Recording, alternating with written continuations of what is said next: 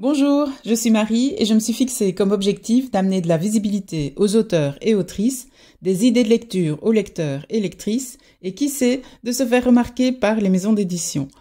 Bienvenue dans ma rubrique Un café avec Marie qui vous présente une version caféinée des auteurs et autrices du groupe Facebook Lecteurs, auteurs et éditeurs. Aujourd'hui, je reviens sur l'œuvre de Fra Roberto. Cet auteur hors norme tant par sa prolificité que par l'originalité de son œuvre, de près d'une centaine de romans. Nous avons divisé cette vidéo en deux parties pour plus de cohérence au niveau des styles et de la trame. La première partie, que vous retrouvez ici, vous parle d'une grande partie de l'œuvre du commissaire Fra Roberto et la deuxième partie vous parle de deux séries qui sont dans un autre registre. Les 9 volumes du cycle du cercle et les 4 volumes du monde colérique. En effet, Fra Roberto, c'est 94 récits dans plusieurs styles, allant du déjanté iconoclaste au sérieux surréaliste et plus de 90 nouvelles. C'est presque 6 millions de mots, de quoi avoir un tournis littéraire. Nous accompagnons Fra Roberto depuis plusieurs mois maintenant, creusant plus profondément dans son univers multifacette avec des lectures professionnelles, des avis de lecture et des mises en images de cet univers sous forme de trailers, de rubriques, un café avec Marie et de shorts. Retrouvez toutes nos réalisations dans la playlist Fra Roberto qui lui est entièrement consacrée. Mais passons aux choses sérieuses, ou pas. J'aimerais dans cette rubrique vous donner un aperçu de l'ensemble de l'œuvre de Fra Roberto. Enfin, si c'est possible, tant elle est vaste. Fra Roberto, c'est tout d'abord 54 romans, dont 7 hors série, racontant les enquêtes du commissaire Fra Roberto. C'est une série débutée il y a une trentaine d'années déjà, regroupant 47 enquêtes, aventures, missions et embrouilles, se déroulant aux États-Unis, en France, en Belgique, en Europe, racontées à la première personne, dans l'ère et le contexte du temps de leur avènement, dans le style ineffable qui est la marque de fabrique de l'auteur. Né Robert Roberto en Belgique, le commissaire a connu, adolescent aux États-Unis, une aventure policière inattendue assez étrange. Cela l'a marqué et cela fut sa vocation, à tel point que cette anecdote est narrée dans la série, dans le numéro 0, La valeur n'attend pas la proie des aînés.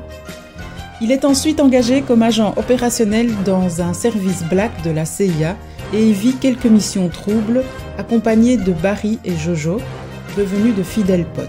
2 de ces missions sont racontées dans la série numéro 1 et 2, précédées de 2 missions un peu bâclées de Jojo que Roberto conclut. C'est là qu'il devient Fra Roberto, commence à se raconter à la première personne et trouve son style et son parler si unique. Ces 2 aventures sont racontées dans 2 volumes hors série, Au Cassin d'Impérial et Elisp avec SP. Peu après, Fra Roberto plaque la CIA et se trouve sollicité par la police française qui lui crée un groupe tout aussi black, ou plutôt gris, qu'à la CIA. Il y mène 3 enquêtes secondées par son équipe de Zarbi. Le truculent et pentagruélique Horter, dit le Trapu, l'aristocrate ex-chanoine Denis Gaspard, dit le Chan, la délicieuse Suzette qui n'est pas une crêpe, et l'ex-séminariste Hugues Gontran, dit le Diacre, fils du Chan. Les missions auprès de la police française sont racontées dans les volumes 3, 4 et 5. À nouveau insatisfait, en brouille avec sa hiérarchie, il est abordé puis engagé par les services de sécurité intereuropéens de l'European Commission pour y diriger un groupe toujours aussi black, Europol, vaguement concurrent d'Europol. Il fait appel à ses valeureux potes d'avant qui se font un plaisir de le rejoindre. Sa carrière à travers l'Europe occupe les volumes 6 à 39. Son trajet se déroule avec des hauts et des bas, parsemés de démissions et de réengagements. Il va même jusqu'à fonder brièvement une officine de détective privé, l'agence Fiat Nox, agissant entre autres pour le cardinal de Belgique. Revenu chez Europol, il tombe dans une enquête où il croise celui qui pourrait être son père. Une rencontre sans suite autre qu'un roman hors série. Et presque par hasard, il trouve la trace de sa grand-mère, la Tarjane, à qui il rend hommage dans son propre roman. Son parcours chez Europol se termine dans la débâcle post-Covid Brexit qui le voit, lui et son équipe, se faire limoger.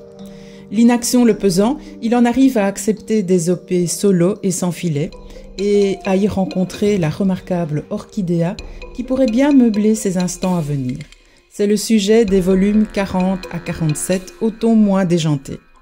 Parallèlement, et présentant des ponts avec la série des frères Roberto, l'auteur nous présente la série des aventures de Sor Roberta.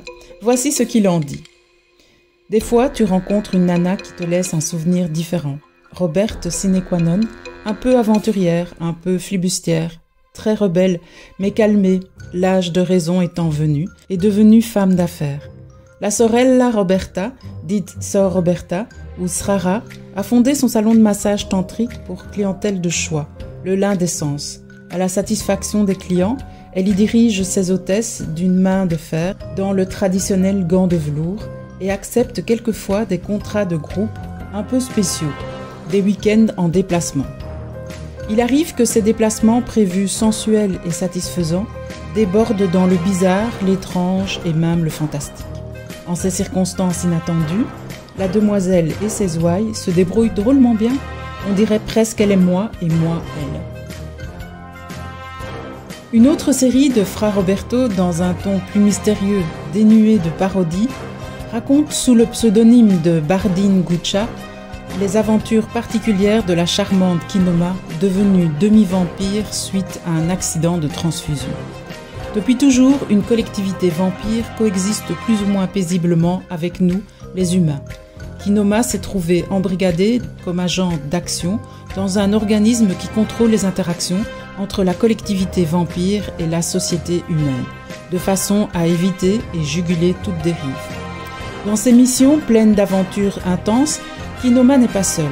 Roberet, prêtre quasiment défroqué, lui est d'un immense secours.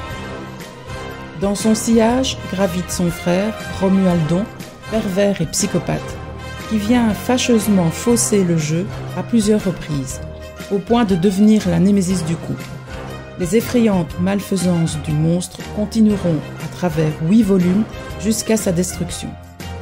Petite particularité amusante et digne de l'esprit Fra Roberto, dans le 8e volume qui vient de sortir, l'auteur a fait de moi et d'Océane, notre lectrice pro, des personnages à part entière. Pourrez-vous deviner de qui il s'agit? Si oui, envoyez-moi un mail à naomititov@gmail.com et je vous offrirai un roman au choix de la collection Fra Roberto.